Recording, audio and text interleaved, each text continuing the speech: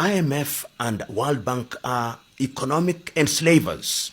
What they are designed to do is to ensure that we are in a perpetual state of debt. You can never get out of IMF and Bretton Woods institutions generally, because they want to ensure that they control your economy, and when they control your economy, they control your politics. That as long as we are dependent on IMF and World Bank, our economies are simply going to be shadow economies of the American economy.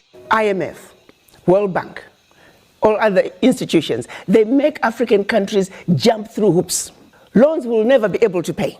The US, when they borrow money, they're getting it in 1.5, 1.9 interest rate. Africans, when they get the same amount of money, they're paying 9, 10%. The people who don't need a break, they get a break. The ones who need a break, they don't get a break. The sheer survival of the World Bank, IMF, is based on the fact that African countries and many other developing countries do not succeed. Their success is based on our failure. That has to change. And guess who can make that change? We, the children of Africa. Makes African and third world debt different from the American debt. Number one, America is never going to pay its debts. It doesn't have to. Its debts are in its own currency. We can simply print it.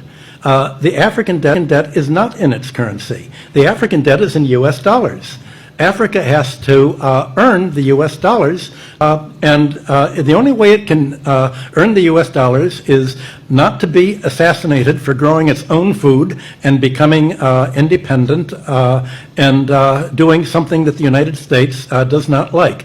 The principle underlying the foundation of the World Bank is that no country should grow its own food. Africa and the third world should only grow export crops.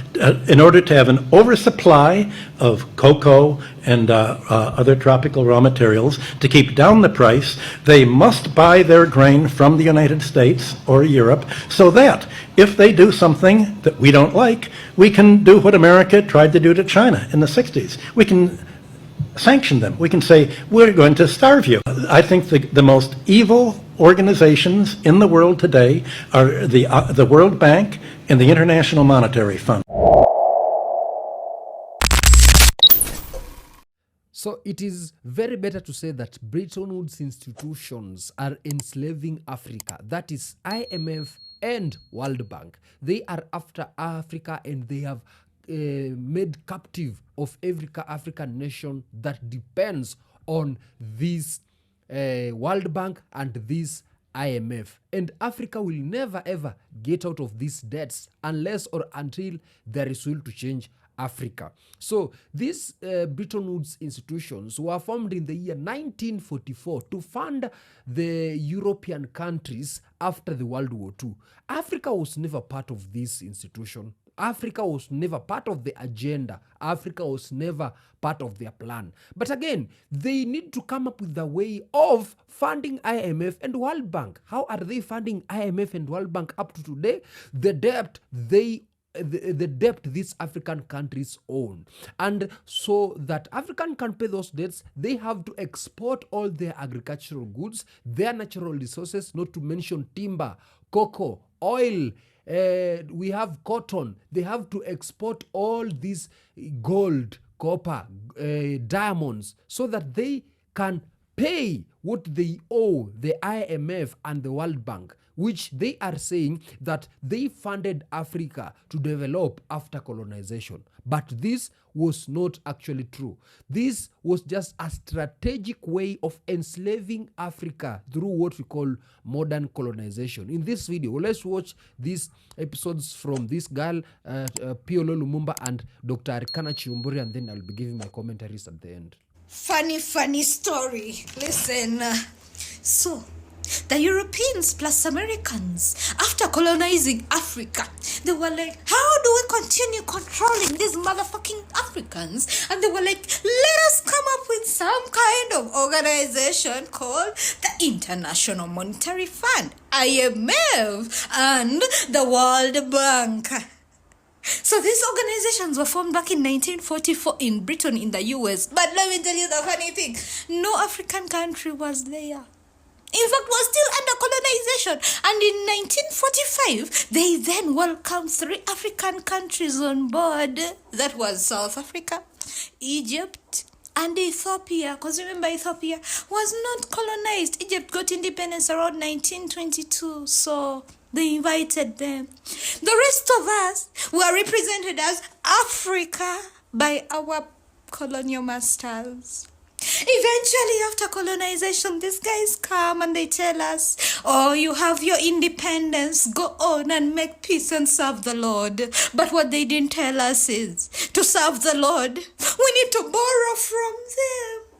The same loans we are taking from the IMF they formed in 1944.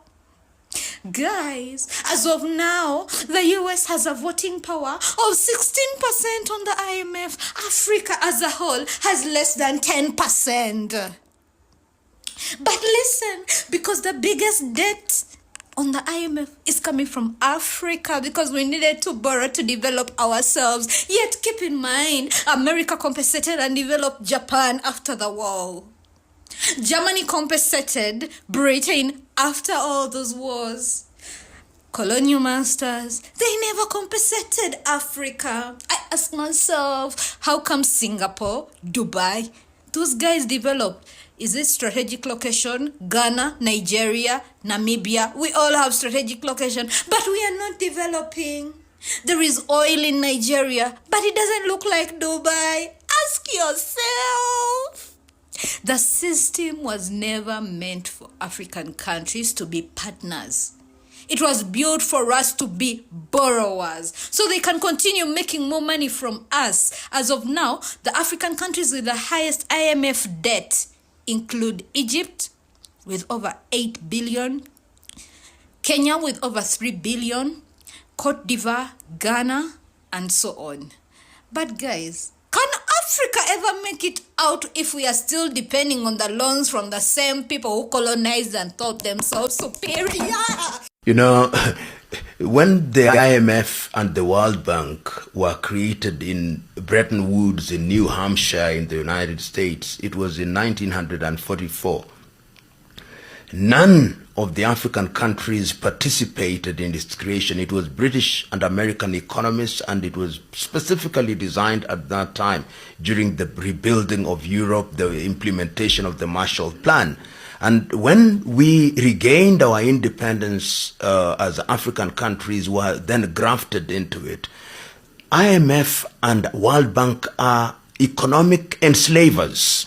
What they are designed to do is to ensure that we are in a perpetual state of debt. You can never get out of IMF and Bretton Woods institutions, generally because they want to ensure that they control your economy, and when they control your economy, they control your politics, and when they control your politics, they control you, and when they control you, they bring in military bases, and when they bring in military bases, they determine who governs you, because if you don't play ball, they are going to instigate the armies to overthrow you, because in any event, African armies want to be trained in Sandhurst, they still want to be trained in the United States of America, so their world view is still dictated by those foreign powers. Africa has been the provider. If you look at Europe, Europe cannot survive without Africa.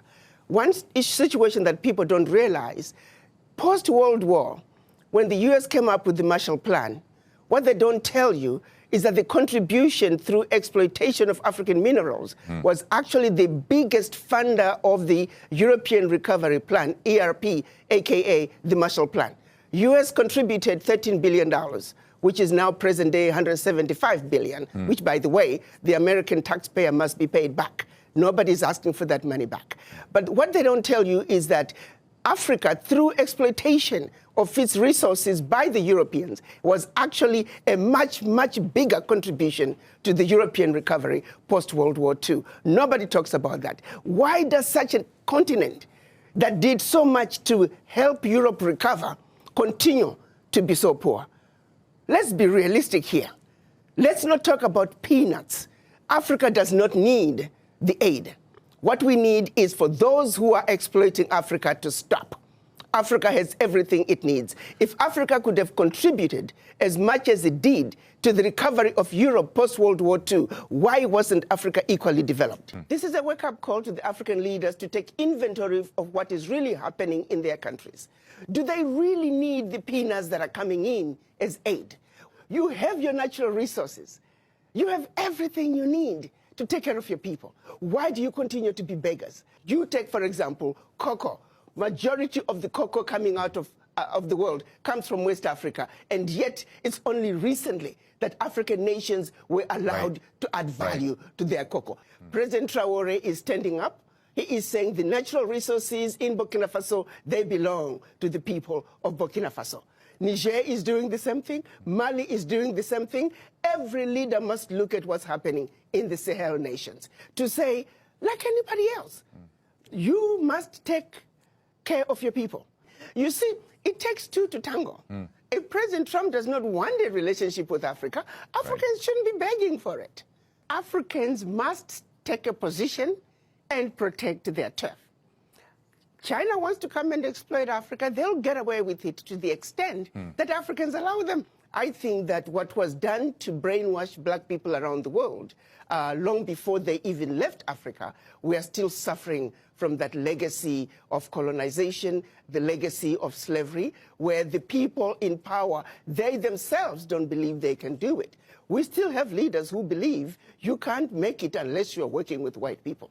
We have individuals who think only something brought in by white people is what's likely to succeed. With that kind of mentality, it is a very difficult battle. Our battle to succeed, to unite as the African continent, it is a battle of the mind. You see, as these beautiful people suggest, these people are just exploiting and enslaving Africa. After colonization, Africa was expected to be free. But again, stop funding Africa then. Because Africa is rich. It has her own natural resources. Africa has got very, very natural resources, not to mention the tourism in Africa, the great culture that earns money to Africa. But everything, these Western countries are taking everything from Africa. Africa needs to stand alone, depend on its natural resources, and direct the natural resources to the citizens of Africa, to the Africans themselves. Let's use our natural resources to develop Africa and build Africa. Let's do what Burkina Faso, Niger, and Mali, that is to say the Sahel state, is doing. They paid, for example, Burkina Faso paid all the debts they were owning France. They are now calling upon the Sahel states to withdraw them from the United Nations because it is not helping them at all. They have even withdrew from the ICC, International Criminal Court.